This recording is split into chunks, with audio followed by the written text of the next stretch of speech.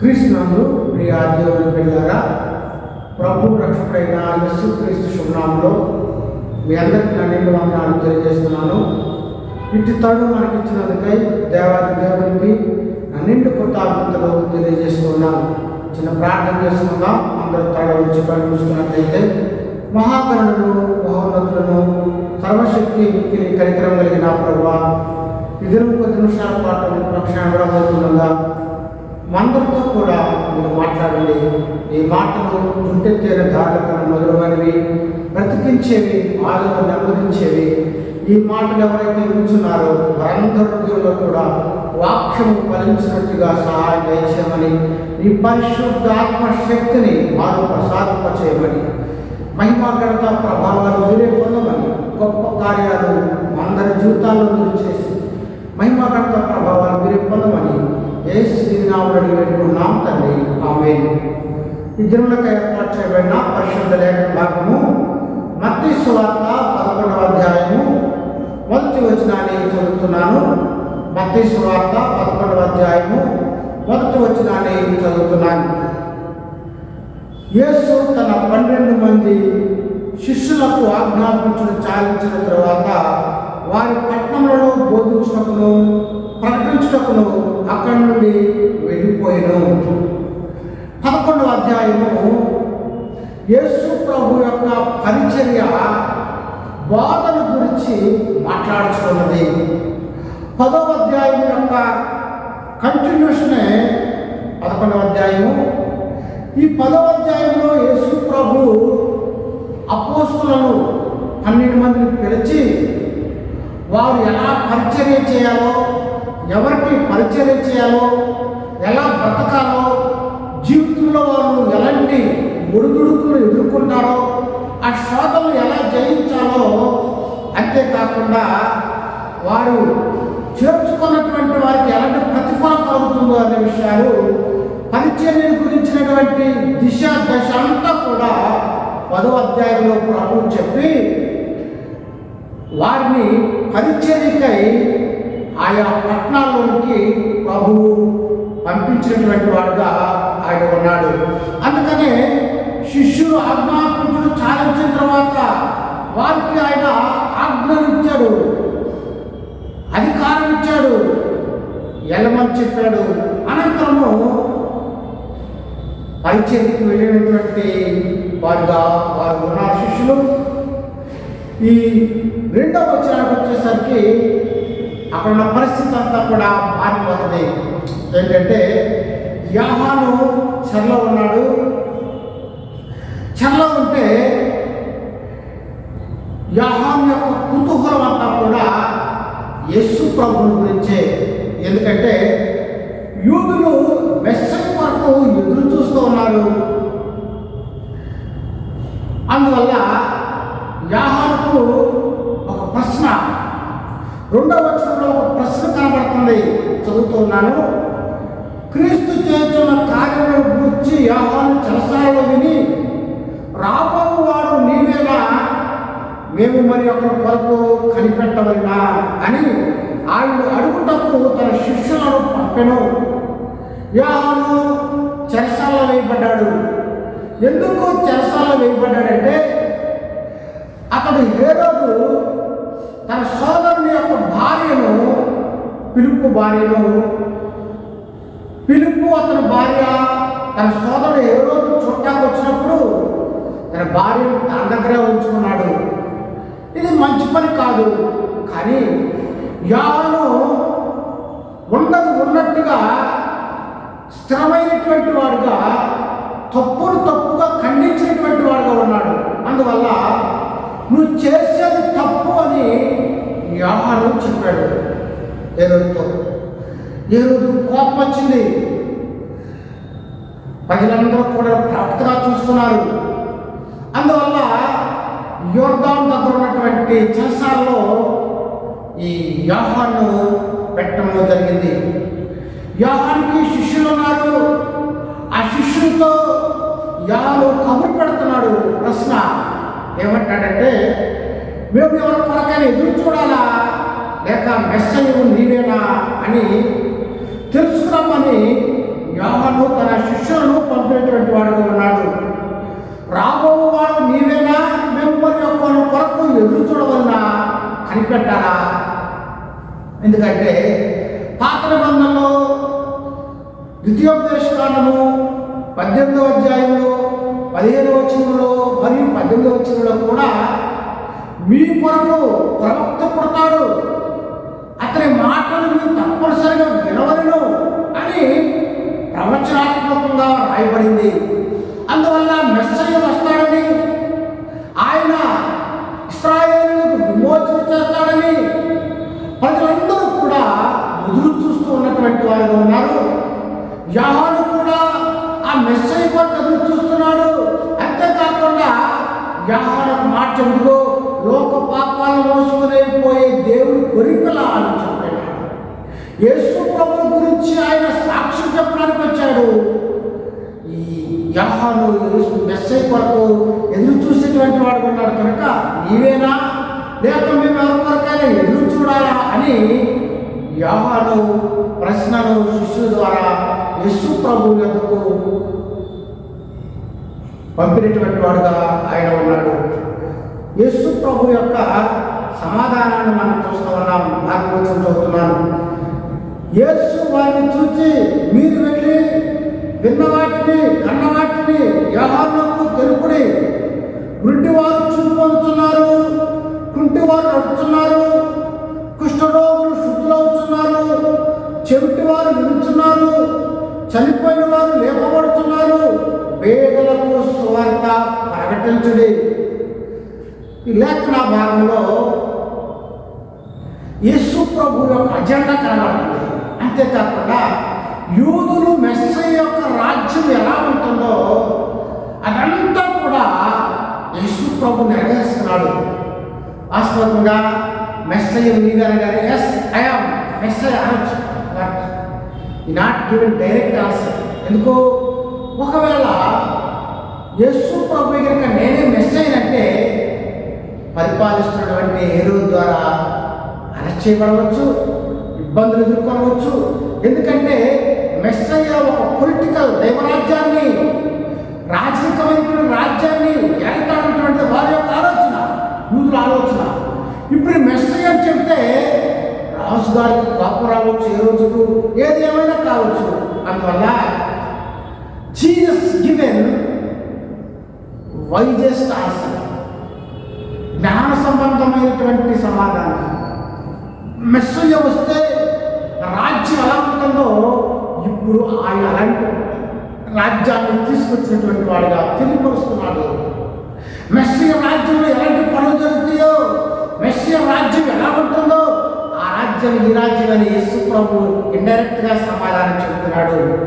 యేసు ప్రభు యొక్క ఏ ఉద్దేశం చేత ఆయన వచ్చాడో ఆ విషయాన్ని చెప్తున్నాడు. ఏమన్నాడు? గుడ్డివారు చూపు పొందుతున్నారు, కుంటివారు నడుస్తున్నారు, కుష్ఠరోగులు శుద్ధులవుతున్నారు, చెవిటివారు వింటున్నారు, చనిపోయిన వారు లేపబడుతున్నారు, పేదలకు సువార్తను ప్రకటించబడుతుంది. కనుక ప్రియులారా, మెస్సయ్య ఎలాంటి కార్యాలు చేస్తాడో అవన్నీ కూడా ఇక్కడ కనబడుతున్నటువంటిగా మనము చదవగలుగుతున్నాం. ఈ విషయాన్ని ఎవరు చెప్పండి అంటే ఇండైరెక్ట్ గా నేనే ఆ మెస్సయ్యని ప్రభు పరోక్షమైనటువంటి సమాధానాన్ని యోహానుకు పంపినటువంటి వాడు ఉన్నాడని లేఖనము మాట్లాడుతుంది. క్రీస్తునందు ప్రియా దేవులారా, యోహానుకు ఈ సమాధానము వెలువడింది. 6వ వచనం చదువుతున్నాను. మరియు నా విషయం అభ్యంతరపడినవాడు ధన్యుడని ఉత్తరం ఇచ్చెను. నా విషయం అభ్యంతరపడినవాడు, ఎందుకు బాధపడినటువంటి వాడు ధన్యుడు, భాగ్యవంతుడు. ఎందుకంటే యూదులందరూ కూడా they are all waiting for the Messiah. కానీ వారు ఆశించినటువంటి ఆ రాజకీయమైనటువంటి మెస్సయ్యగా యేసు ప్రభు కనబట్టలేదు కనుక వాళ్ళందరూ బాధపడుతున్నారు, కష్టపడుతున్నారు. వాళ్ళందరూ కూడా యూదులు ఎల్లప్పుడూ ఇతర రాజుల చేత పాలించబడుతూ అనేకమైనటువంటి శ్రమలు అనుభవిస్తూ ఉన్నారు. వారు ఎదురు చూస్తున్నారు, ఆ కొరకు ఒక మెస్సయ్య పుడతాడు,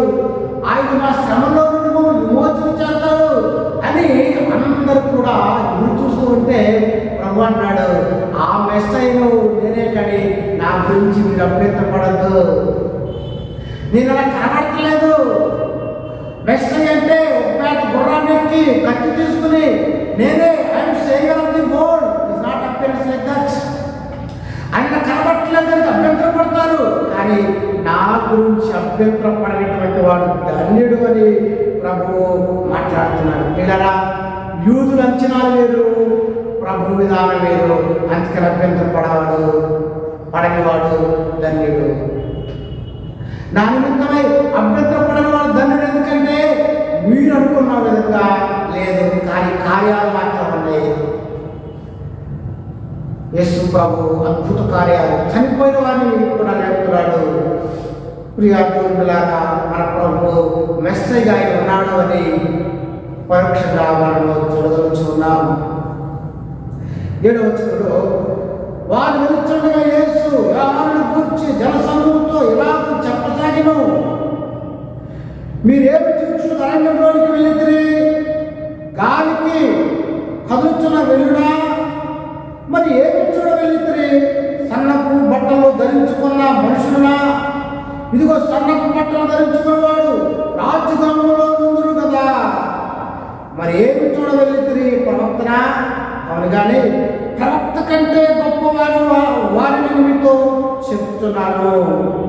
క్రీస్తునందు ప్రియులారా, యేసు ప్రభు యోహాను గురించి సాక్ష్యం చెప్తున్నాడు. ఎంత గొప్ప విషయం! ప్రభువే, దేవాది దేవుడే ఈ given testimony about John the Baptist. మంచి సాక్ష్యం. ఏమన్నాడు? మీరు ఏమి చూడ కాలంలోకి వెళ్ళితే ప్రశ్న. Jesus question to the multitudes. ప్రశ్నిస్తున్నాడు, ఏమి చూడ వెళ్ళితే? గాలి కదులుతున్న వెలునా? మరి ఏమి చూడగలుగుతుంది? రెల్లుని చూస్తున్నారా? రెల్లు ఏం చేస్తుంది? రెల్లు అంటే క్రాస్ గడ్డి. రెల్లు గాలితో పడిపోతుంది. కనుక యాడు రెల్లు అంటే వాడు కాదు. ఎలాంటి వాడు? స్థిరుడైన స్థిరమైనటువంటి వాడు యోహాను. కదలని వాడు యోహాను. అంతేకాకుండా సన్నపు నారలు కట్టుకున్నవాడిన ధరించుకున్నవాడు రాజుగృహాల్లో ఉంటారు కదా. సన్నపు నారంటే విలాసవంతమైనటువంటి జీవితాన్ని కలిగినటువంటి వాడు రాజుగృహాల్లో ఉంటాడు. యోహాను వెళ్ళినట్టు వాడు ఊగిపోయేవాడు కాదు. యోహాను విలాసవంతమైనటువంటి జీవితం లేదు, అంటే లోకరీత్యా నివాసం చేయట్లేదు. ఆయన ఒక ప్రత్యేకమైనటువంటి దూతగా ఉన్నాడు.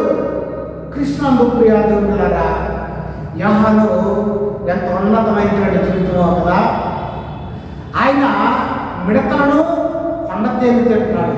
మిడతలంటే మనం తినేటువంటి ఆహారం కంటే సుమారుగా 20 రెట్లు క్యాలరీలు ఎక్కువ మిడతలు. సో శ్రేష్టమైనటువంటి ఫుడ్ అది మిడతలు.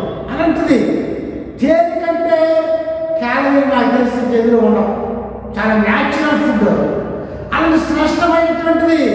అంతేకాకుండా అది విలాసవంతమైనవి కావు కదా. అలాంటి శ్రేష్టమైనటువంటివి ఆయన తినేటువంటి వాడుగాను ఒక ప్రత్యేక కనబడుతున్నాడు.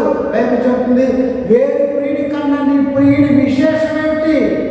యోహాను శ్రేష్టమైనటువంటి జీవితాన్ని కలిగినటువంటి వాడుగా మనం చూస్తూ ఉన్నాం. క్రీస్తునందు ప్రియులారా, బైబిల్ చెబుతుంది, ప్రవక్త కంటే గొప్పవారిని మీతో చెబుతున్నాను. యేసు ప్రభు యోహాను గురించి సాక్షి చెబుతున్నాడు. ప్రవక్త కంటే గొప్పవాడాయన. అంతేకాకుండా యేసు ప్రభు కూడా ఆయన కంటే గొప్పవాడు. ఎందుకు? ఆయన భూలోకంలో తల్లి గర్భాన్ని పుట్టాడు యోహాను. కానీ యేసు ప్రభు అయితే పరిశుద్ధాత్మతో పుట్టి మనుషులను పరలోకానికి చేర్చేటువంటి వాడుగా ఉన్నాడు. బైబిల్ చెబుతుంది, ప్రవక్త కంటే గొప్పవారిని మీతో చెప్తున్నాను. యోహాను కంటే యేసు ప్రభు గొప్పవాడిని కూడా మనం తలంచవచ్చు. క్రీస్తునందు ప్రియులారా 10వ వచనంలో వాక్యలాగా సెలవిస్తూ ఉంది, ఇదిగో నేను నా దూతను నీకు ముందుగా పంపుతున్నాను, అతని ముందర నీ మార్గమును సిద్ధపరచును అని ఎవరి గురించి రాయబడినో అతడే ఈ యోహాను.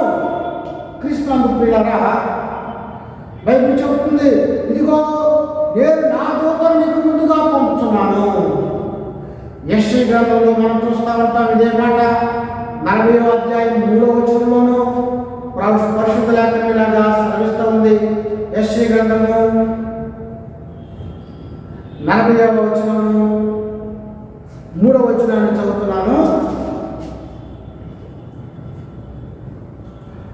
ఆలకించుడి, అడవిలో ఒకడు ప్రకటించున్నాడు, ఎట్లనగా అరణ్యములో యెహోవాకు మార్గం సిద్ధపరచుడి, ఎడారిలో మన దేవుని రాజ్య మార్గం సరళం చేయుడి. ప్రతి లోయను ఎత్తు చేయబడును, ప్రతి పర్వతమును ప్రతి కొండను అణచబడును, వంకరలు చక్కగాను వరకైనవి సమానముగాను ఉండవలను. క్రీస్తునందు ప్రియ దేవులారా బైబిల్ చెప్తుంది, అరణ్యంలో యెహోవాకు మార్గం సిద్ధపరచుడి. యోహాను ఎందుకు వచ్చాడంటే దేవుని యొక్క దూతగా మార్గాన్ని సిద్ధపరచడానికి యేసు ప్రభు కంటే ముందుగా he came to as announcement of God. ఒక రాజుగారు వెళ్తున్నప్పుడు రాజుగారు వచ్చాడని ఎలాగైతే పైగా చెప్పుకుంటూ వెళ్తుందో బట్లు చెప్తారో, యేసు ప్రభువుకు ఒక దూతగా యోహాను లోకానికి వచ్చి ఆయన యేసు ప్రభువు గురించి చెప్పేటువంటి వాడుగా, ఇదిగో లోక పాపాలు మోసుకున్నటువంటి దేవుని గొర్రె పిల్ల, ఈయన మాట మనం తప్పనిసరిగా వినాలి, వీరు చెప్పు చేస్తుల్లో నడవాలని యోహాను యేసు ప్రభు కంటే ముందుగా వచ్చినటువంటి వాడు ఉన్నాడని లేఖనము మాట్లాడుతూ ఉన్నది. క్రీస్తునందు ప్రియ దేవులారా యోహాను ఎంతో ఉన్నతమైనటువంటి వాడు. 11వ వచనం చదువుతున్నాను, స్త్రీలు కలిగిన వారిలో బాప్తిస్మము ఇచ్చు యోహాను కంటే గొప్పవాడు పుట్టలేదని నిశ్చయముగా మీతో చెబుతున్నాను.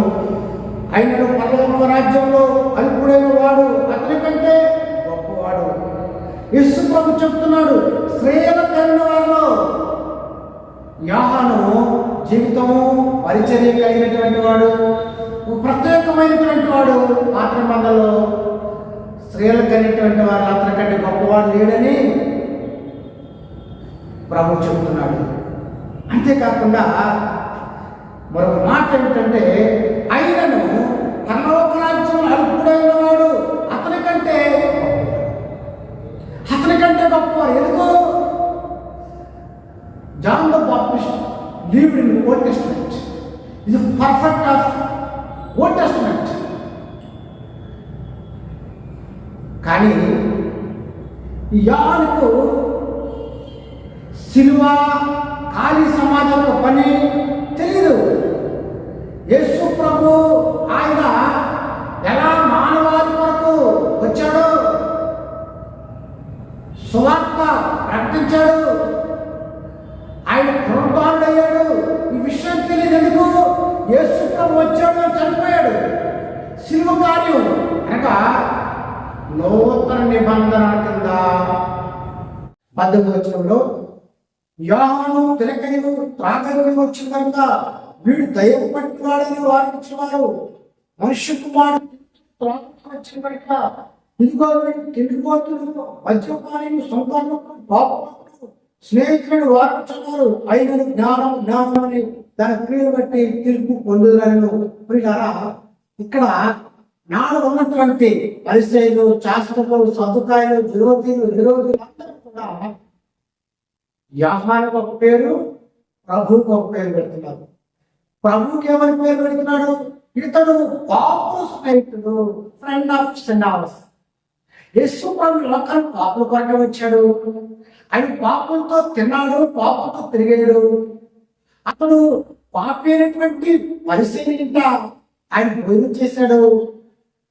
సొంతపు వసూలు చేసేటువంటి జక్కయ్య రక్షణ వచ్చిందని, అలాంటి పాపపు పాపను కూర్చోటువంటి జక్కయ్య ఇంటికి యేసుప్రభు వెళ్ళాడు.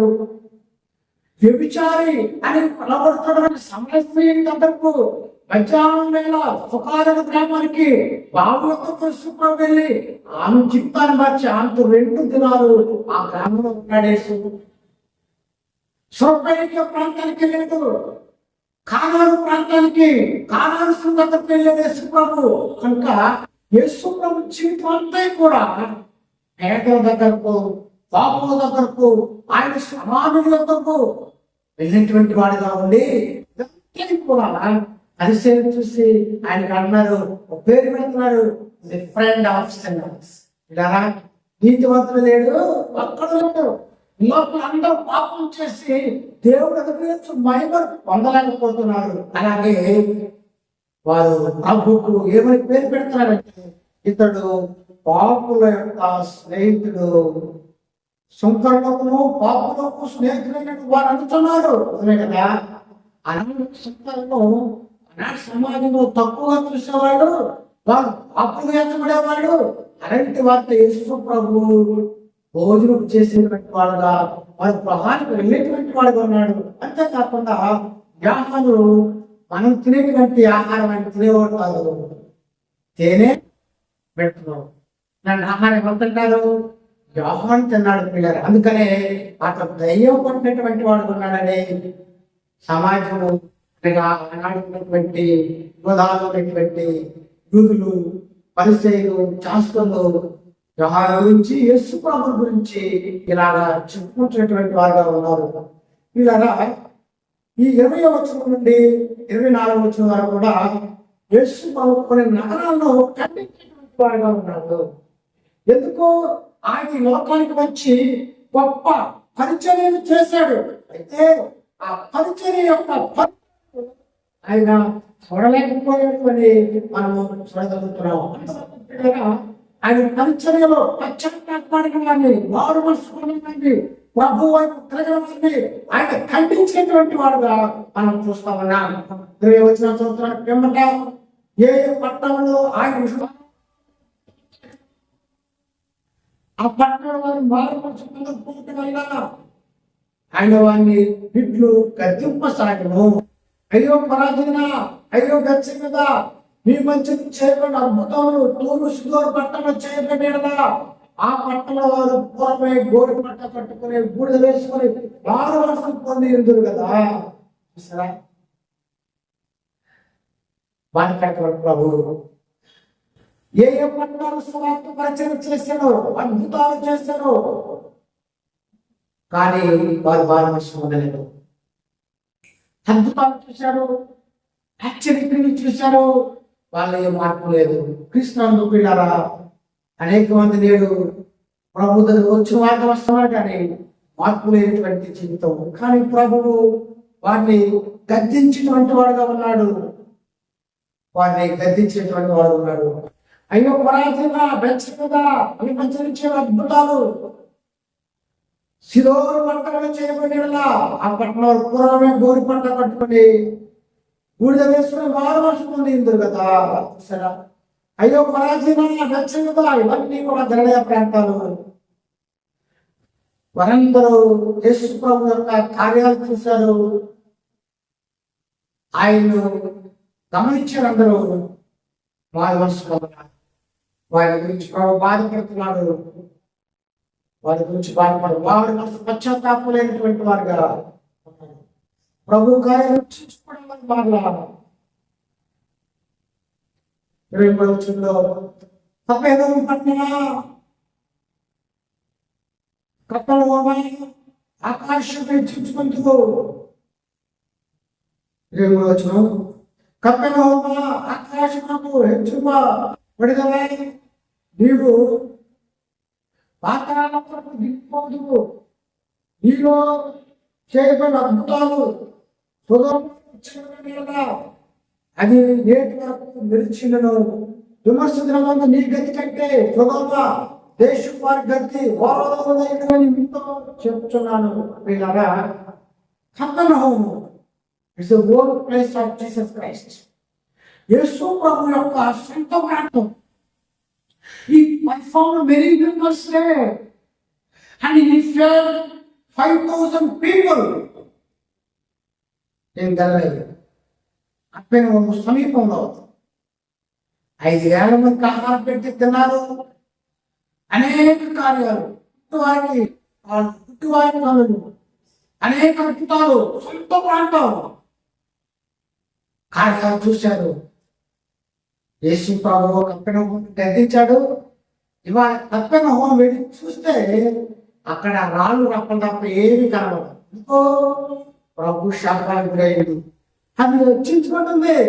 చదువును బట్టి, భోగ భాగ్యాలు బట్టి, ఆస్తులు బట్టి వారు అనుకుంటారు వీఆర్ గ్రేట్, మీరు గొప్పవారు నాకు అన్ని తెలుసు. ప్రభు అన్నాడు పాతాళంలో పడిపోతావు. వాళ్ళ తెలిసి చూస్తే ఆ రాళ్ళు రప్పలు తప్ప ఏముండవు. కానీ ఏంటంటే ప్రభు మాటలు వారు అంగీకరించినటువంటి వారుగా, పశ్చాత్తాపడినటువంటి వారుగా లేరు.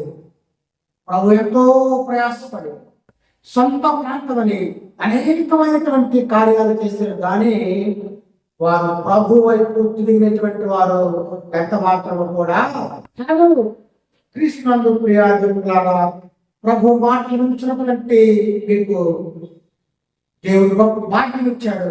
ఎందుకంటే ఇకనైనా వారు మనసు పొందాలని దేవుడు అవకాశం ఇస్తున్నాడు. ఎవరైతే వారిని ప్రభువు ఖండించేటువంటి వాడుగా ఉన్నాడని లేఖనము మాట్లాడుతున్నది. ఆ కపెర్నహూము పట్టణం అని కట్టింది వారు ఎలాంటి దుష్కార్యాలు ప్రభు మీద ఆరోపణ చేయలేదు. అంత మాత్రాన లేదు. వాళ్ళు నోట్గా ఉన్నారు కానీ ప్రభు కోపం వచ్చింది.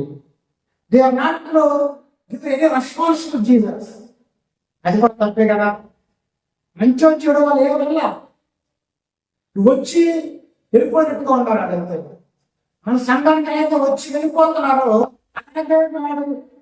పట్టణం వస్తూ ఉన్నారు కనుక ప్రభువు గద్దించేటువంటి వాడు ఉన్నాడు. పట్టణాన్ని గద్దించాడు. 25వ చదువుతున్నాను. ఆ సమయంలో యేసు చెప్పినది అనగా, తండ్రి ఆకాశమును భూమికి ప్రభువా, నీవు జ్ఞానులను వివేకులను ఈ సంగతులు మరుగు చేసి పసి బాలులకు బయలుపరిచిన వారిని నేను స్తుతించుచున్నాను. It is like a prayer. ప్రార్థన చూస్తున్నాను. ఏంటి ప్రార్థన?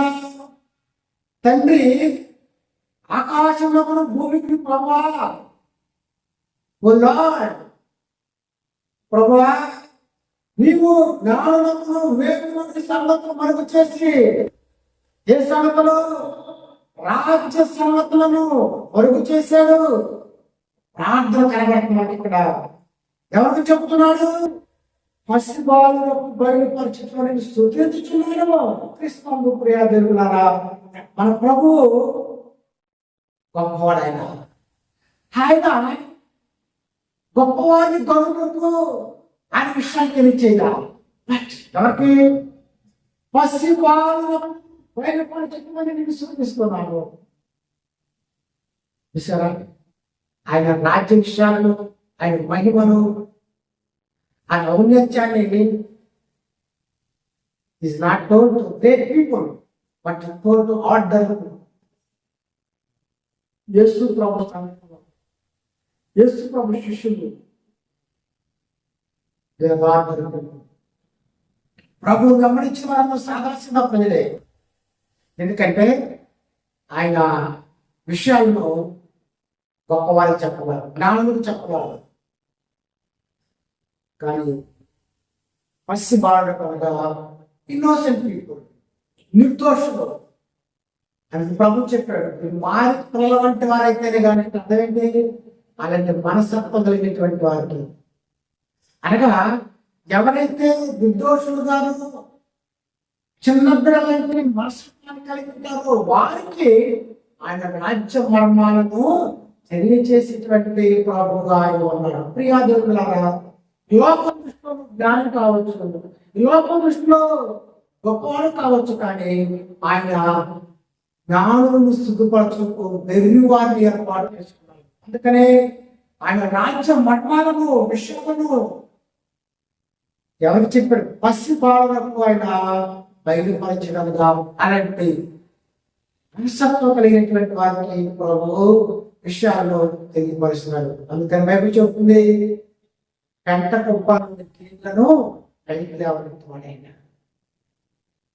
సామాన్యులు అసామాన్య కార్యాలు చేసేవాళ్ళు వాడు దిక్కులేని వారిని అనుకునేటువంటి ప్రభుగా ఉన్నాడు. కారణం ఏంటంటే నీవు జ్ఞానంలోకి వివేకంలో సంగతులు మరుగు చేసావు. నీ సంగతులు జ్ఞానం కాదు, పసి బాలలకు సామాన్యులకు అలాంటి పసి పిల్లల మనసుకు కలిగినటువంటి వారికి ఆయన విషయాల్లో తెలియపరిచేటువంటి వాడుగా ఉన్నాడు. పిల్లల లోకరీత్యా జ్ఞానం కావచ్చు, ఉన్నతమైన వారు కావచ్చు, గొప్ప చదువుకోవచ్చు, కానీ ప్రభు ఆయన పాములు కూడా గొప్పగా ఉన్నతంగా ఉండొచ్చు. కానీ ప్రభు నిర్దోషంగా నిష్కళంకంగా ఉంటే ఆయన ఉన్నతమైన స్థానాన్ని ప్రభుత్వాడు. ఒకసారి ఏ స్థానం మీటింగ్ లో విన్నా నేను, ఆయన చెప్పాడు కదా, చాలా తక్కువ చదువుకున్నాను, 2వ తరగతి చదువుకున్నాను, ఇంగ్లీష్ మాట్లాడతాను, ఇంకా కొన్ని భాషలు మాట్లాడతాను. ఇలా ఏంటది? కృప. చదువులేకపోవచ్చు, కానీ దేవుడు కృప పొందుకున్నటువంటి బాగా చూస్తాం. ఇప్పుడు సావాస మాయమైనటువంటి ఆయన జర్మనీ దేశానికి వెళ్తే జర్మనీలో మాట్లాడినట్టుగా నేను ఒకసారి చదివిన్నాను. భక్తులు గొప్ప గొప్పగా వాడబడ్డారు. కానీ ఏంటంటే వారు దేవుని యొక్క కృప పొందుకున్నటువంటి వారుగా మనము చూస్తూ ఉన్నాము. కృష్ణుడు ప్రియాజనులారా 20వ వచనంలో, అవును తండ్రి, ఇలా చేయుట నీ దృష్టికి అనుకూలమాయను. సమస్తమును నా తండ్రి చేత నాకు అప్పగించబడింది. కృష్ణుడు ప్రియులారా, సమస్తమును ప్రభు చేత నాకు అప్పగించబడింది.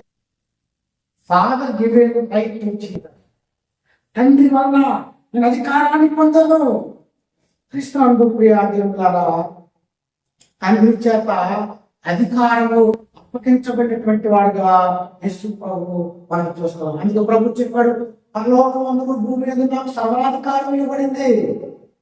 నా తండ్రి నాకు అధికారం ఇచ్చినటువంటి వాడుగా ఉన్నాడు. ప్రియాజనులారా, ఈ అధికారం ప్రభు కలిగి ఉన్నాడో అదే అధికారాన్ని తన శిష్యులకు కూడా యేసు ప్రభువు ఇచ్చినటువంటి వాడుగా ఉన్నాడు. తన అధికారాన్ని ఇచ్చి పంపాడు, స్వస్థపరచడానికి, అద్భుతాలు చేయడానికి, చనిపోయినటువంటి లేపడానికి. యేసు ప్రభు తన శిష్యులకు అధికారం ఇచ్చినటువంటి వాడుగా ఆయన ఉన్నాడని లేఖనంలో మాట్లాడుతుంది. 20 చదువుతున్నాను. ప్రయాసపడి బాగా మోసుకొచ్చు సమస్త జరగాల నా యుద్ధకు రండి, నేను విశ్రాంతి కలిగజేస్తును. యేసు ప్రభు పిలుపునిస్తున్నాడు. ఏంటి పిలుపు? ఎలాంటి పిలుపు ఇస్తున్నాడంటే, భారము కలిగిన వారికి, భారం మోస్తున్నటువంటి వారికి పిలుస్తున్నాడు యేసు ప్రభు. ఈ లోకంలో ఎవరైతే రకరకాలైన బాధలతో, సమస్యలతో, నిప్పులతో జీవితం భారమైపోతుందో వారందరినీ కూడా ప్రభు పిలుస్తున్నాడు.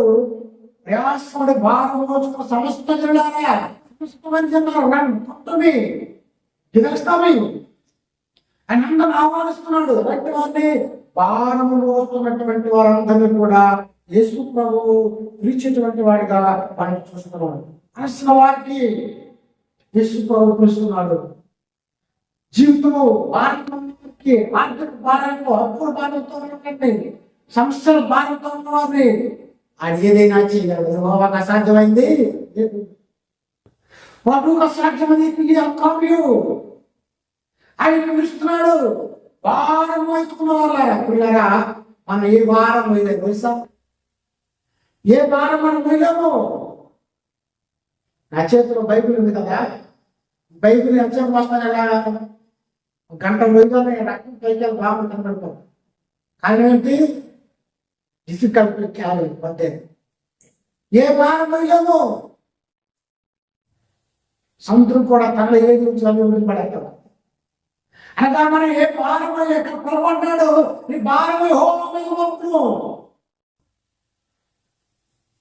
బైబిల్ చెప్తుంది. భారం హోమము రెడీ టు క్యారీ. ప్రయాసపడి భారం మోస్తున్నాడు. సమస్త జిల్లారా, లోకస్తులందరూ యేసు అందరికీ ప్రభువు, ఆయన అందరినీ పిలుస్తున్నాడు. ఎవరైతే భారం ఉండి బ్రతకలేకపోతున్నారో వారందరినీ కూడా దినవెల్లా రక్షించాలి ప్రభు పిలుచుతూ ఉన్నాడు. నా యొక్కకు రండి, నేను మీకు విశ్రాంతిని ఇచ్చేటువంటి వాడు అన్నాడు. విశ్రాంతి అంటే పీస్. ఈ లోకంలో సమాధానం లేదు, విశ్రాంతి లేదు, దేశాల మధ్య లేదు, రాష్ట్రాల మధ్య లేదు, కుటుంబాలలో లేదు, అన్నదమ్ముల మధ్య, భార్య భర్తల మధ్య సమాధానం లేదు. ప్రభు అంటాడు, నువ్వు come to me, I give you rest, నేను విశ్రాంతిని ఇస్తాను అని ప్రభు మాట్లాడుతున్నాడు. నా దగ్గరకు రండి, నేను విశ్రాంతిని ఇస్తాను. ప్రభు దగ్గరకు వచ్చిన అందరికీ ప్రభు ఇచ్చిన మొత్తం ఏంటంటే సమాధానాలు కలిగి సమాధానం ఇచ్చాడు. ఆయన అది పుట్టుకతోనే సమాధానాన్ని భూలోకం చేసి వచ్చాడు. ఆయన కృష్ణ సమాధానం పొందుతారని దోతులు చెప్తున్నాయి. ఆయన పుట్టుకు సమాధానం, ఆయన మరణి చిత్రికి లేచిన తర్వాత సమాధానం పొందాడు. శిష్యులతో చెప్పాడు, యేసు ప్రభు యుద్ధకు ఎవరు వచ్చినా మీకు సమాధానం కలిగానని చెప్పాడు. ఇలా లోపల సమాధానం పెడతామేమో కానీ యేసు ప్రభు ఆయన సమాధానాధిపతిగా ఉన్నాడు. ఆయన సమాధానం పడడానికి ఆయన ఆహ్వానాన్ని పొందుతూ ఉన్నాడు. 29వ వచనంలో, నేను స్వాతంత్రుడను, దేవ మనసు గలవాడును కనుక మీ మీద నా కాడి ఎత్తుకొని నా యొక్క నేర్చుకుని అప్పుడు మీ ప్రాణులకు విశ్రాంతి దొరుకును. ఏదైనా నా కాడి సులువుగాను నా భారం తేలికగా అదే. నేను స్వాతంత్రుడను. యేసు ప్రభు యొక్క గుణలక్షణం, క్వాలిటీ ఆఫ్ జీసస్. ఆయన ఎలాంటి వాడు? తగ్గిపోయినాడు. యేసు ప్రభు కంటే తగ్గింపు ఎవరికంది? ఆయన పడుతున్నా సరే, తిడుతున్నా సరే, తండ్రి ఏమి చేయించున్నారు, మీరు విరుగుడుని క్షమించమని చెప్పాడు. తండ్రితో కూడా ఇంత మహాకార్యించినంత దాస్తులకు దాచి భూలోకానికి వచ్చింది. ఆయన సస్యశ్రేణితో పుట్టాడు. ఆయన పేద కంపులో పుట్టాడు. ఆయన మన అందరి హృదయ కంపులు తీయడానికి యేసు ప్రభువు ధీరుడుగా పేదవాడు ఒరే గర్భాన పుట్టి ధీరుడయ్యాడు. కనుక నేను సాత్వికుడు, ఎంత ఓర్పు ఆయనకు. యేసు ప్రభు కంటే ఓర్పు కలిగిన వారు ఎవరు లేరు. యేసు ప్రభు కంటే ధీరుడి లోకంలో లేదు ఎవరు కూడా. ఆయన పరలోకాన్ని విడిచిపెట్టి నువ్వు ధీరుడుగా ఒరే గర్భాన పుట్టినటువంటి ధీరుడు ఆయన. కనుక నా మీద కనుక మీ మాట్లాడించుకుని నా యొక్క నేర్చుకుని పిల్లరా, కాడి అనేటువంటిది మీ మీద కాడు అంటే మీరు ఒకేపు నేర్చుకోండి, నేను ఒకేపు నేర్చుకుంటాను. ఆ యొక్క క్యారీ అనేటువంటి మాట గ్రీకులో ఏమని వాడబడిందంటే కిస్టోన్. కిస్టోన్ అంటే అర్థం ఏంటంటే సులువు. సులువు. ప్రభువు ఆయన కాడాలంటే సులువైంది. ఎందుకు సులువైంది? ఎందుకు కిస్టోన్ అనేటువంటి మాట గ్రీకులో వాడబడిందంటే అది సులువైంది అర్థం అంట. ఎందుకంటే ఒక ప్రక్క ప్రభువు వస్తాడు, ఆయన యొక్క కాడి ఒక ప్రక్కన నువ్వు వస్తాడు. సరే, ఒక పక్కన కాడెత్తుకోవాలనుకో, రెండో ప్రక్కన ఆటోమేటిక్ సులువైపోతుంది కదా. యేసు ప్రభు యొక్క కాడి సులువైంది. ఎందుకంటే ఆయన ప్రక్కన మూసినటువంటి, అందుకనే నీ భారములు హోమ మీద చెప్తున్నాను. నా కాడ ఎత్తుకొని నా యొక్క నేర్చుకొని కౌంటర్ లోన్ని శిష్యుడు అంటే అదేంటండి నేర్చుకునేటువంటి వాడు. ప్రభు ఎక్కడ విశ్వాసం అన్నా శిష్యులు అన్నాడు. ఎందుకంటే ఆయన దగ్గర నేర్చుకోవాలి, ఆయన దగ్గర ఉండాలన్నా. శిష్యుడు అంటే డిసిప్లైన్డ్ పర్సన్. ప్రభు యొక్క క్రమం నేర్చుకోవాలి. ప్రభు యొక్కకు వచ్చి మనం నేర్చుకున్నటువంటి వారు ఉండాలి. మీ ప్రాణులకు విశ్రాంతి దొరుకును. మనం బ్రతకడానికే ఈ గ్లోబలైజేషన్లో బ్రతకడానికి మాత్రం కష్టమైపోతుంది. కానీ ప్రభు అంటున్నాడు, మీకు విశ్రాంతి నేను ఇస్తాను. యూ కమ్ టు మీ, మీ ప్రాణులకు నెమ్మది శాంతి కలుగుతుంది. ఎలాగనగా నా కాడి సులువైంది, నా బాధ తేలికైంది. ఇలాగా promise of God that promise ఏంటంటే భారము తేలికైంది. భారం ఉండదేమో, కానీ నా భారం తేలికైంది అని యేసు ప్రభువు ప్రామిస్తారు. కనుక నా దగ్గరండి నా కాడు నా భారం తేలికైంది. ఎంత తేలికైందంటే క్రీస్తు పిల్లరా యేసు ప్రభువే ఈ భారాన్ని భరించేవాడు. నువ్వు కొన్ని కష్టాలను భరించాడైనా, నువ్వు కొన్ని అవమానాన్ని భరించాడైనా, నువ్వు పడుతున్నటువంటి బాధలను ఆయన ముందే పడ్డాడు కనుక ఇదో గడుస్తున్నాయి. నా భారం తేలికైంది, నా కాడి సులువైంది, నేను మోస్తున్నాను, నా దగ్గర వచ్చి నేర్చుకోను అని మాట్లాడుతున్నారా. ఈ సమయంలో నువ్వు ఏ భారంతో ఉన్నావు, ఏ కష్టంతో ఉన్నావో, అలాంటి పరిస్థితిలో ఉన్నావో యేసు ప్రభు నిర్మల్లో చేసి చాపిస్తున్నాడు. నేను మీకు విశ్రాంతినిస్తానని చెబుతున్నాడు. క్రీస్తునందు ప్రియులారా, జయవంతులో కూడా యోహాను యేసు ప్రభు కబురు చెప్తాడు, మెస్సయ్యవా ఆయన కార్యాలు మెస్సయ్య కార్యాలు. వీటి వాళ్ళు చూస్తున్నారు, ఇంటి వాళ్ళు నడుస్తున్నారు, చనిపోయిన వాళ్ళు వేస్తున్నారు. ఏ కార్యాలు యేసు ప్రభు చేయగలడానికి మెస్సయ్యగా ఇవ్వడం. యేసు ప్రభు యోహాను సాక్షి చెబుతున్నాడు, స్త్రీల కన్నా వారు గొప్పవాడు, గ్రేట్ పర్సన్, ఒక స్థిరమైనటువంటి వ్యక్తి, కదిలిపోయే తిరిగినటువంటి వాడు కాదు. అంతేకాకుండా యేసు ప్రభు ఏ నగరాలైతే కర్పూరంలో సొంత ప్రాంతంలో స్వార్థ చేసిన మారువర్షం వస్తే బాధపడుతున్నాడు. ఆయన మారువర్షం పొందలేదు. క్రీస్తునందు పిల్లారా, మారువర్షం పొందేవా, రక్షణ పొందేవా? అంతేకాదు భారంతో నీ బతుకు భరించలేకపోతున్నావా, కొనసాగించలేకపోతున్నావా? ప్రభు పురుషున్నాడు, ప్రయాసపడి భారం ఉంచుకున్నారా ఆయనతో రండి, శాంతిస్తాను. ఎందుకంటే ఆయన కాదు సులువైంది, ఆయన మీతో పాటు మోసేటువంటి వాడు ఉన్నాడు. అంతేకాకుండా ఆయన భారం తేలికైనటువంటిది. అందుకనే యేసు ప్రభువు ఆయన పిలిచేటువంటి వాడుగా, ఆయన దగ్గరకు ఆహ్వానించేటువంటి వాడుగా ప్రభు కనబడుతున్నాడు. క్రీస్తునందు ప్రియాదేవులారా, ప్రభు ఎందుకు రాగలిగితే ఆయన ఈ జీవితానికి నెమ్మది విశ్రాంతినిస్తాడు. అట్టి కృప ప్రభు మనందరూ కలుగు చేరిగా వచ్చింది. మహాగరుడు మహోన్నతుడు సర్వశక్తుడికి కలిగిన ప్రభా, ఈ మాటలు ఎవరైతే విని ఉన్నారో అందరిలో కూడా వ్యాసకుడు భారం ఎవరైతే ఏ భారంతో ఉన్నారు, ఏ కష్టాలతో ఉన్నారు, ఏ ఇబ్బందులతో బాధపడుతున్నారు, కానీ గబ్బకు వస్తే నెమ్మదినిస్తున్నారు. పిలిపిస్తున్నటువంటి నీ మాటలు నమ్ముతున్న ప్రతి ఒక్కరు కూడా ఈ యొక్కకు రావాలని ప్రార్థిస్తున్నాం. గొప్ప కార్యాలు వాక్యం ఉన్నటువంటి ప్రతి ఒక్కరు చేయండి. వారు మనసు రక్షణగా ఇచ్చేయండి. రాత్రులు ఎంతమైనటువంటి వారిని ఇచ్చేయండి. ఈ వాక్యము అనేక జీవితాలు ఆశ్చర్యకరంగా చేశారు. మహిమనంత ప్రభావాలు మీరే పొందమని ఏసుని వేడుకుంటాం తండ్రి. తండ్రి ప్రేమ కృపా పశురాత్మ సహాయం ఇప్పుడు సదాకాలం చెందుతున్న సందర్భంలో కాపాడగలరు.